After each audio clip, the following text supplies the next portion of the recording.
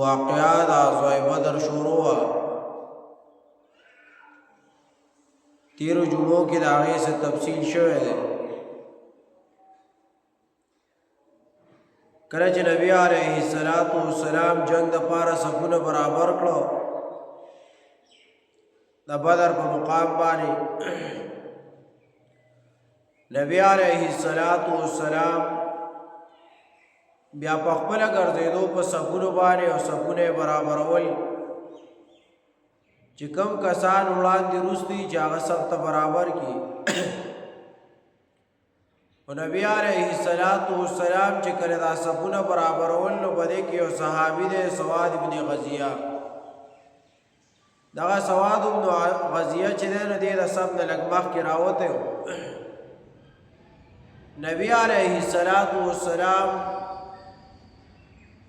هغوی ورسره لږ خوشطبعي وکړه، خوشمزاجي ورسره وکړه. نو نبی علیه السلام سره لاس کې غشی و. نو نبی علیه السلام دغه سواد بن غزیه رضی الله تعالی عنه د غشي دا الټه طرف یې د دې خېټې تاړم کو دي سینې ته او په شا باندې کو د ده وی چې شاته شه صف ته برابر شه.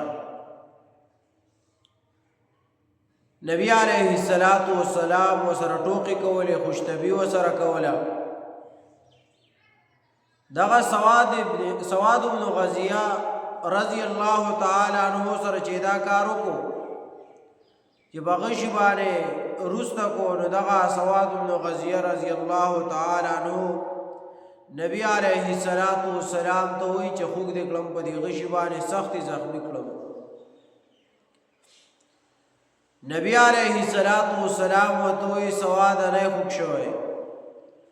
هغه ورته وایي یا رسول الله خوږ شوی ما او داسې خوږ شوی یم چې خپله بدله به ستاسو راخلم. مقام د بدر دی، جنگ ته صفونه برابریږي، مخالفین ولاړ دي، کافر ولاړ دي، مشرکین مکه ولاړ دي او دوی په دې خپلو کې دا معرضه جوړه کړه چې نبی علیه السلام وروسته کو. نو دی ورته وایي زه به اوس خپل قصاص اخلم او خپله بدله به اخلم او دا بدله به راله واپس خلاصوي.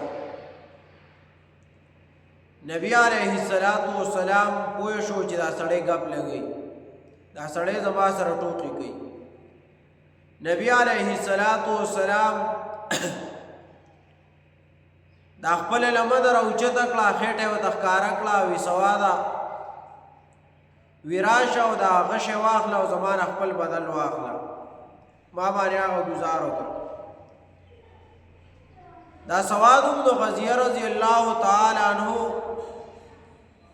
د چې څنګه د نبی علیه السلام خېټه مبارکه ولیده، نو دا سواد بن غزیه رضی الله تعالی عنه ورغی او د نبی علیه السلام خېټه مبارکه خپل کړه. نبی علیه السلام ورته وایي رسته شه دا ته څه کوې؟ دا سواد بن غزیه رضی الله تعالی عنه ورته وایي یا رسول الله میدان جنگ دی، پته نه لګي چې د جنگ نه وروسته ژوندي پاتې کېږو که نه، خو قسم په خدای که په دې مې کاري چې ستا نه خپله بدله واخلم، خو چې تاسو ښکل کما نو بس دغه یو ارمان مې دی چې دا پوره شي، بدله نه اخلم. او کیدی شي چې بیا زمونږ او ستاسو ملاقات ونه شي، نو چې ملاقات نه کېږي نو چې دا خپل زړه خو ستا په ښکلېدو باندې یخ کړم. نبی علیه السلام ښکل.